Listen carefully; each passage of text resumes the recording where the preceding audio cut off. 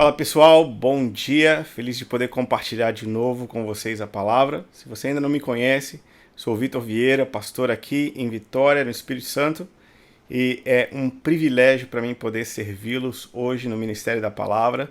E meu desejo é conectar o coração, a emoção e o sentimento de vocês com aquilo que Deus está fazendo nessa nova fase. Sei que vocês aí em Manaus estão entrando numa nova dimensão, entrando num novo momento enquanto comunidade, enquanto família de fé. E acima de todas as coisas, sabe, acima de as atividades voltarem, acima das programações começarem a funcionar presencialmente, sabe, Deus está interessado numa profunda conexão de coração com o seu propósito. Para que nós possamos viver a sua vontade, nós precisamos estar de todo o coração. Esse é o primeiro e grande mandamento. Amar o Senhor de todo o coração, de toda a alma, de toda a força, de todo o entendimento, com tudo que somos, temos. Então é importante para Deus que haja essa reconexão. E talvez você não pode ter percebido, mas o fato da gente ter meio que desconectado de se ver, de estar, de, sabe, olhar no olho um do outro durante tanto tempo, obviamente causou uma certa ruptura, uma certa desconexão. E agora, nesse momento, é muito importante a gente reconectar. Eu acredito que reconectar é uma palavra que o Espírito Santo está soprando nesse momento sobre a igreja. E eu quero compartilhar com vocês a história bíblica, porque a narrativa bíblica ela é tão linda, tão perfeita, escrita por Deus, né, inspirada pelo poder e pelo Espírito de Deus para nos trazer motivação para que essas histórias se encaixem com a nossa e que as nossas histórias se encaixem, se inspirem nelas, para que a gente possa, a partir daí, tirar verdades que norteiem aquilo e para onde nós estamos indo. Então eu queria compartilhar com vocês hoje uma meditação simples, breve, mas inspirada na jornada do povo de Israel na sua saída do Egito e como Deus os organizou para que eles pudessem estar reconectados com o seu propósito. Bom, a história começa, em Gênesis capítulo 11, 12, logo após Deus chamar Abraão, Deus convida Abraão para ser o pai de uma multidão, de uma nação, semelhante à areia do mar, semelhante às estrelas do céu. Deus convida Abraão para possuir uma terra por promessa e por herança. E Deus promete que Abraão seria uma bênção para todas as nações da terra. Os descendentes de Abraão seriam uma bênção para todo mundo. Depois, essa mesma bênção passa para Isaac, o filho da posteridade, o filho da velhice, o filho da promessa, o riso e o gozo de Deus na vida de Abraão. A promessa passa para Isaac e a promessa depois, posteriormente, passa para Jacó, que depois teria o seu nome transformado em Israel. O contexto se dá numa Canaã populada ou possuída por diversos povos inimigos. Deus dá uma promessa para um povo que não tinha a menor condição de possuir essas promessas. Deus chama um povo para andar e viver dias gloriosos no meio de um caos. Quando eles olham ao seu redor, eles veem os amorreus, os heteus, os filisteus, os gigazeus e todos esses eus engraçados que a gente vê no Pentateuco. Todos esses eram povos, eram nações formadas, cidades fortificadas, sabe, pessoas que já estavam estabelecidas na terra que Deus havia prometido para Abraão, Isaac e Jacó. Mas Deus, ele dá uma promessa a despeito da nossa condição e da nossa circunstância. O nosso papel é crer naquilo que Deus está oferecendo para nós e se preparar para possuir essas promessas. A questão é que houve uma grande fome nos dias de Jacó e dos seus 12 filhos, e eles, soberanamente são conduzidos por Deus para passar uma estação de prosperidade e de cuidado na terra do Egito, que dura um pouco tempo. Durante esse período de tempo eles são supridos e a sua família é preservada da fome e da dificuldade, da adversidade. Deus conduz a nação de Israel, que ainda nem era uma nação, eram apenas 70 pessoas, eram poucas almas que desceram para o Egito, muito diferente daquilo que vai subir do Egito 430 anos depois. Mas a história é essa. Deus, ele nos faz uma promessa completamente impossível da gente possuir. E ele nos prepara para que nós possamos ter o tamanho necessário para possuir essas promessas. E ele trabalha nos nossos corações para que a gente tenha também o coração apropriado para vir e possuir as promessas que ele nos deu. A história, como você sabe, relatada ali no livro do Êxodo, é bem dramática, né? Logo depois de José, surge um outro faraó que não lembra de José, que não conheceu José e que, por medo do crescimento da nação de Israel, os escraviza e os coloca para fazer e executar trabalhos escravos na construção das cidades do Egito. E isso dura, né, aproximadamente 400 anos. Agora eu queria que você pensasse, Deus tem uma promessa para um povo e no meio da promessa e do cumprimento Deus coloca o intervalo pequeno aí, mais ou menos 400 anos de escravidão. 400 anos onde a promessa está completamente impossível de ser cumprida, impossível de se realizar. Mas Deus, ele inclui esse tipo de intervalo nas nossas vidas para que a gente possa crescer e se preparar para então possuir as nossas promessas. Nós vimos pelo livro do Êxodo que Deus ele está trabalhando todas as coisas para o bem daquele povo.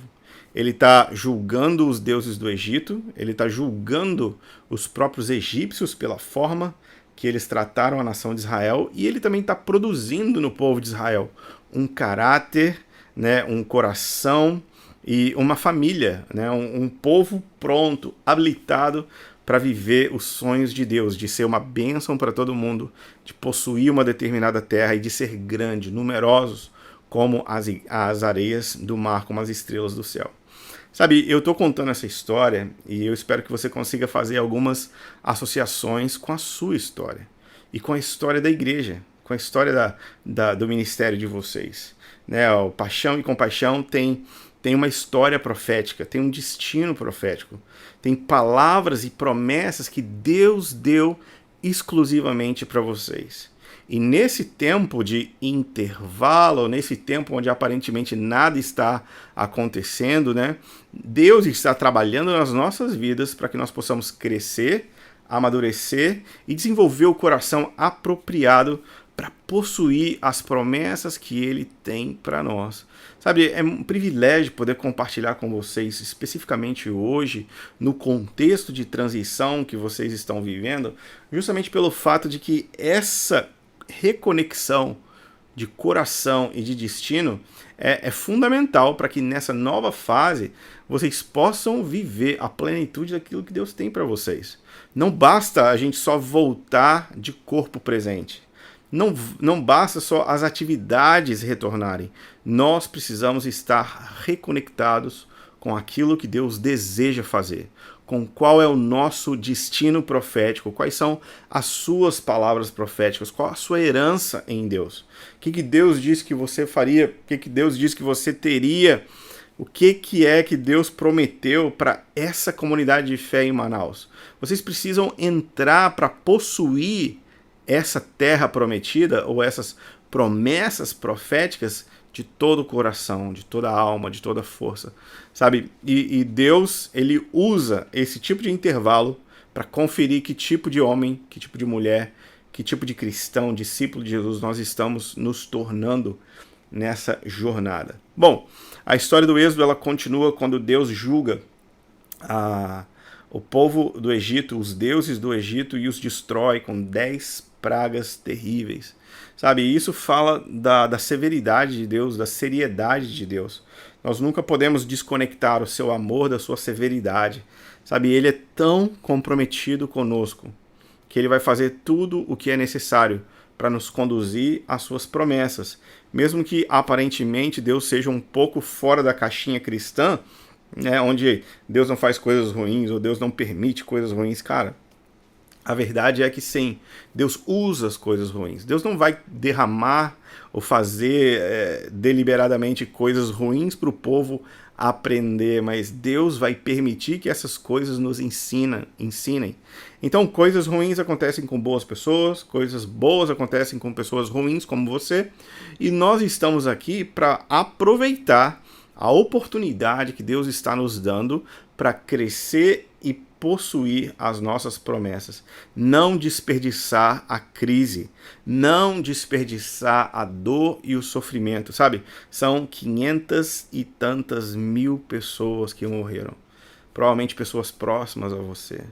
Sabe, nós estamos numa crise real, nós estamos vivendo um momento bárbaro, um momento crítico na nossa sociedade, espiritualmente, economicamente, em todos os sentidos, né, com a moral declinando, com os abusos crescendo, a disparidade social aumentando, e tudo isso gera o clima de crise necessário para que Deus venha e intervenha. Para que Deus faça algo, é necessário uma necessidade. Para que Deus venha e intervenha com seu poder sobrenatural, alguém precisa estar necessitado, alguém precisa se encontrar nesse lugar de quebrantamento. E Deus, eu acredito que usou esse momento pelo qual nós estamos vivendo para que gerasse nos nossos corações o quebrantamento necessário para que a gente possa entrar nessa nova fase. A questão é que Deus os tira do Egito, né, o povo de Israel, com uma mão poderosa. Deus humilha e envergonha os deuses do Egito e os seus exércitos, os afoga no mar, abre, né, um mar vermelho e um povo inteiro passa marchando com o pé seco, onde antes era um oceano. Então, esse é o tipo de Deus que está nos convidando para ir e possuir as nossas promessas. Mas você há de convir comigo que depois de 400 anos sendo escravo, você acha que você é escravo, né? Afinal de contas, quando a gente viaja para um interior, para algum determinado lugar, ou convive com uma pessoa que tem um sotaque engraçado durante um período de tempo, a gente acaba falando igual essa pessoa, né? Quem dirá 400 anos de escravidão, né? Esses anos, né, embora permitidos por Deus, moldaram a mentalidade de uma nação inteira. E agora eles eram mais de 1 milhão de pessoas, e embora eles fossem ainda da nação de Israel, e eles fossem uma família, eles tinham pouca lembrança ou esperança afetiva nas promessas que Deus havia dado para eles. Eles eram mais pagãos do que a gente pode imaginar. Eles eram mais egípcios do que a gente pode imaginar. Eles eram idólatras. Eles não conheciam o seu Deus, nem o nome do seu Deus. Eles não sabiam a quem adorar ou a quem buscar. Então, era necessário toda uma reformulação de pensamento. E logo depois do livro do Êxodo, tem o livro de Levítico, né? E o livro de Levítico, ele dura um período de 2 anos, onde o Deus tira o povo de Israel do Egito e os coloca ao pé do Monte Sinai, onde ele faz uma aliança com esse povo, mas durante esses 2 anos, Deus transforma, ou Deus usa esse tempo para transformar a mentalidade de uma nação escrava em uma nação de filhos, uma nação que tem promessas, um povo que sabe quem é, conhece o seu Deus e sabe para onde está indo. O paralelo que eu quero que você faça, ou que você consiga imaginar juntamente comigo, é que, sabe, Deus está também reformulando muitas coisas na nossa forma de pensar, ver o seu reino e de agir, né, ultimamente. Deus está reformando, refazendo, sabe, desfazendo mentiras, implementando verdades, destronando outros deuses e recolocando ele de volta no centro e no lugar mais alto e importante dos nossos corações. Assim como aquela nação de Israel não tinha familiaridade com as suas promessas e com aquilo que Deus tinha para eles, nós precisamos nos reconectar com quais são as nossas promessas, qual é a palavra profética sobre nós. Qual é o nosso destino? Qual é a nossa visão? Qual é a nossa direção? Para onde estamos indo? Por que a gente faz o que a gente faz? Por que a gente é como a gente é? Por que a gente precisa lembrar das nossas palavras proféticas? Sabe, o livro de Gênesis acaba nos seus últimos 2 capítulos com José, ou com Jacó, impondo as mãos sobre cada um dos seus filhos e declarando palavras proféticas específicas sobre cada um dos seus filhos. 400 anos depois, eles precisam relembrar essas palavras para que eles possam andar agora para possuir a terra com base nas palavras proféticas e promessas proféticas que eles receberam dos seus antepassados. Sabe, mas esses 2 anos, eu acredito que servem para que eles possam se reconectar com as promessas das suas famílias, para que eles possam lembrar que eles são família, para que eles possam lembrar que Deus os tirou, né, quando chamou Abraão de Ur dos Caldeus. Né, Deus os tirou, Deus os escolheu entre as nações. E Deus vai fazer deles um povo para possuir uma terra e para ser uma bênção para todo mundo. Eu acredito que é isso que Deus quer fazer conosco e eu acredito que é isso que Deus está fazendo conosco nesses anos, nesse processo todo de construção de mentalidade, de identidade, de visão. Deus deseja que a gente lembre quem somos, que a gente não abra mão das promessas proféticas que possuímos. E para isso a gente precisa, de repente, de um bom tempo aos pés do Sinai para poder revisitar as promessas proféticas que ele tem para nós. Sabe, o livro de Levítico é também uma carta de amor de Deus para o seu povo, porque Levítico, numa primeira leitura ou numa primeira vista, pode ser um livro ritualístico, né? Um livro de como partir animais no meio, de como queimar um pedaço, como comer o outro pedaço, qual parte que a gente joga fora, qual parte que é do sacerdote. E sabe, na leitura, a gente pode achar que é simplesmente um livro ritual, ou um livro defasado, demodé, que não serve mais para nós, porque de fato a aliança levítica caducou, né? Ela ficou para trás. Jesus a substituiu por um novo tipo de sacerdócio, mas, embora Jesus tenha substituído o sacerdócio levítico e o ministério levítico, o livro de Levíticos serve para nós como uma grande inspiração, não sobre como picar os animaizinhos, mas sobre como Deus deseja estar perto de nós. Porque o motivo pelo qual ele estabelece sacrifícios é por causa do seu desejo de estar perto. Nós precisamos entender, queridos, Deus deseja morar entre nós. Deus deseja habitar com a sua presença manifesta entre nós. A igreja é o lugar onde Deus quer habitar, revelar, manifestar a glória do seu poder. Só que Deus queria estar perto do povo. O problema é que se Deus viesse, o povo morria. Porque Deus é santo e o povo não é. Como que um Deus santo pode habitar no meio de um povo pecador? Essa é a pergunta que nós devemos fazer para nós também. Porque existe uma necessidade séria da gente rever questões, costumes, hábitos, atitudes, formas de falar e pensar, formas de sentir e agir, que, sabe, impedem ou que repelem a glória da presença de Deus manifesta no nosso meio, porque Deus não pode estar onde tem pecado. E a gente sabe que Deus está em todos os lugares, mas Deus não está em todos os lugares com a mesma intensidade.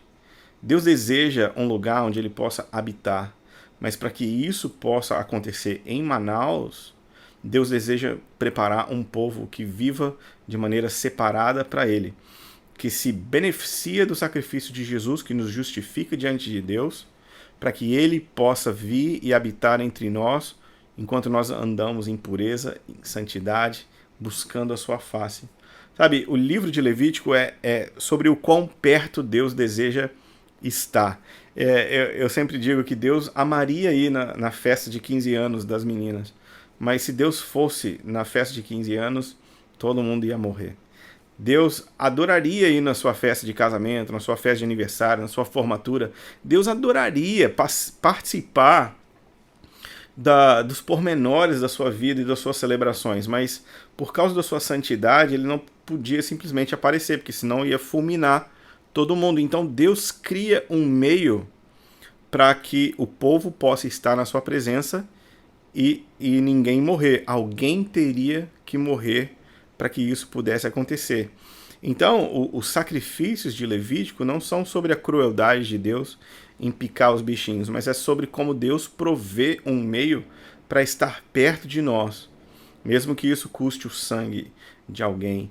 E a gente sabe que Jesus ele concluiu a obra de que nos dá acesso a Deus na cruz do Calvário, sabe? A sua graça redentora, o seu sacrifício expiatório faz caminho, prepara para nós pelo seu próprio corpo partido, acesso direto ao trono de Deus, ao seu assento de misericórdia. Nós temos esse privilégio, mas a gente nunca pode esquecer que Deus é santo e que nós precisamos santificar as nossas vidas. Nós precisamos relembrar quem nós somos.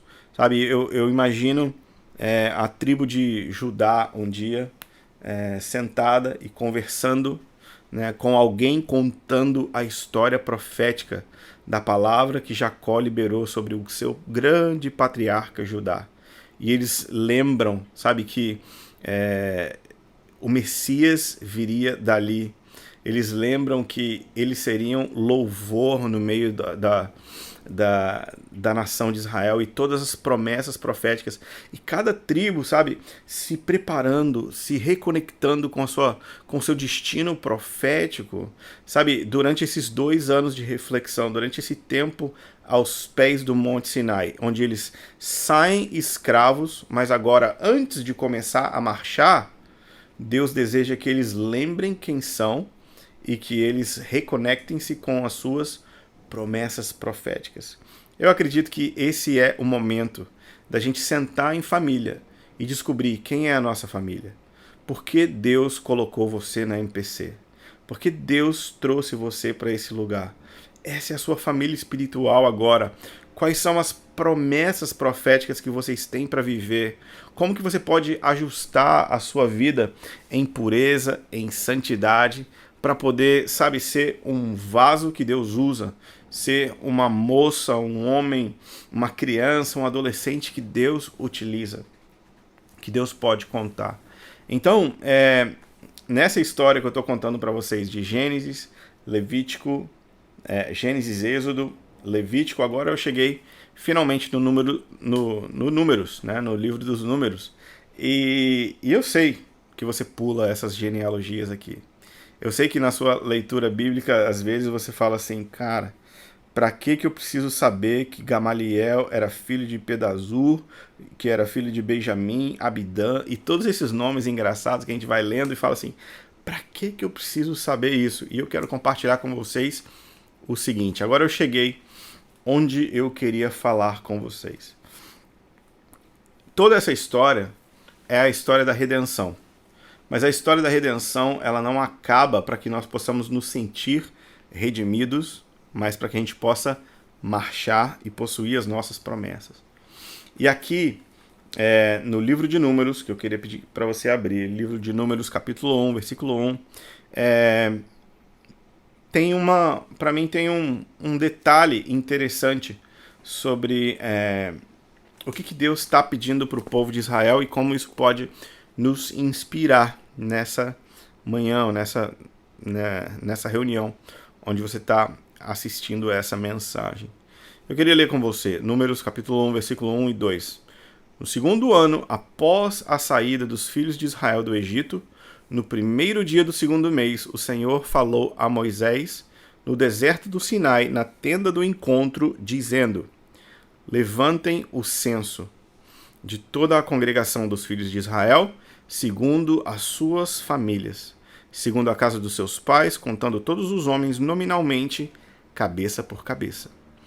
E aqui eu queria chamar a sua atenção de que, beleza, Deus está no processo da redenção, né, no processo de salvação, nos tirando da escravidão. Mas chega uma hora que ele quer organizar as coisas, que ele quer organizar a sua família, e tem uma hora que ele fala assim: meu filho, é o seguinte, abre o Excel, abre uma planilha. A vida cristã não é sobre ser bagunçado em nome de ser liderado pelo Espírito Santo.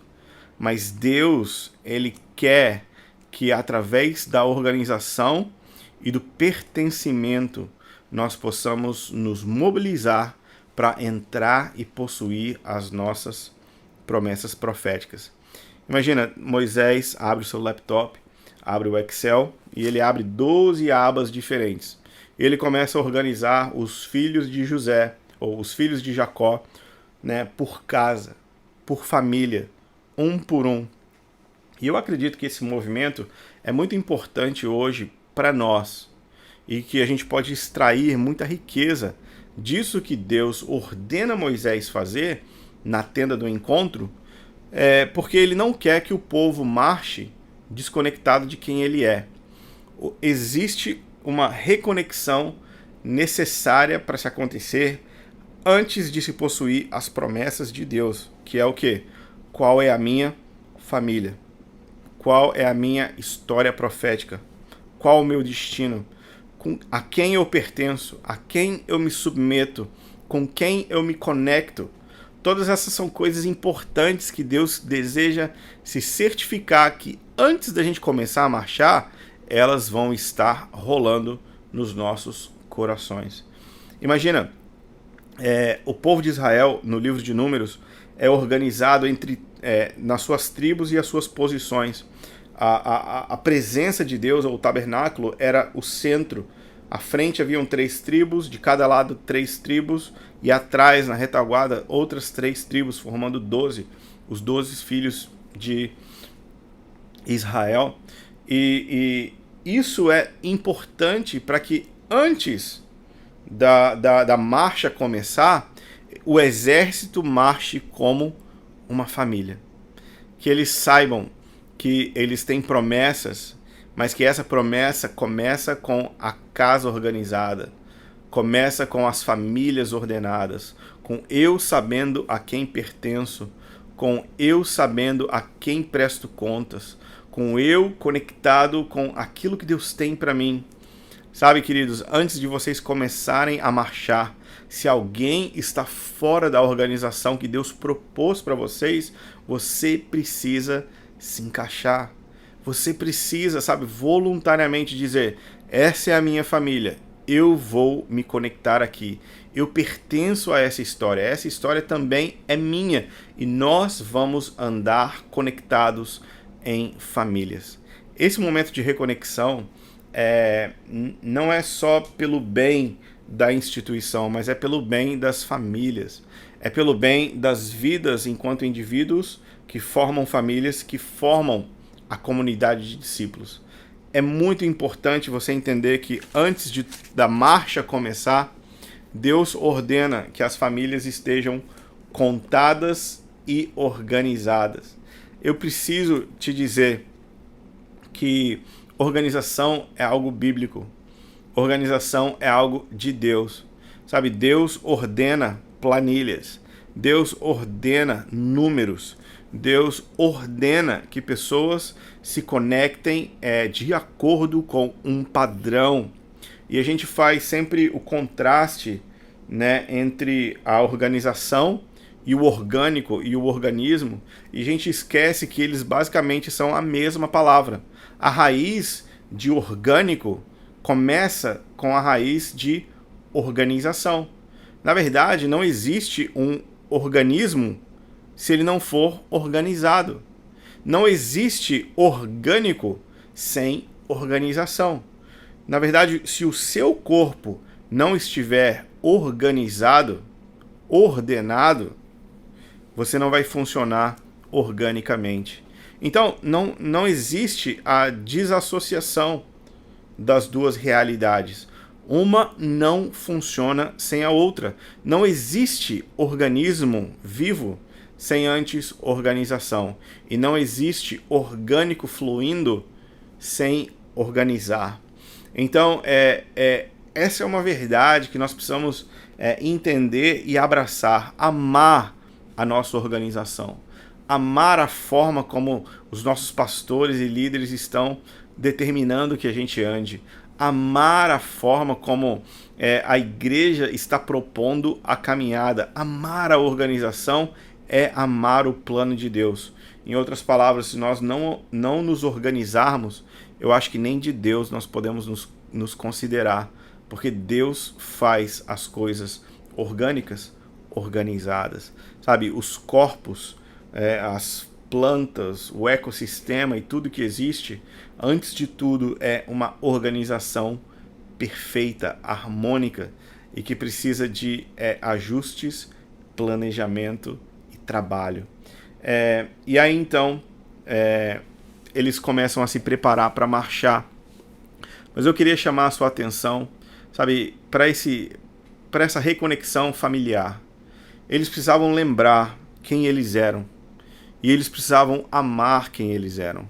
Porque eles tinham sido tanto tempo escravos, eles haviam sido tanto tempo desvalorizados, eles tinham conhecido e se envolvido com outros deuses, com outro povo, que eles precisavam se reconectar com a visão de Deus sobre eles e com o destino de Deus para eles.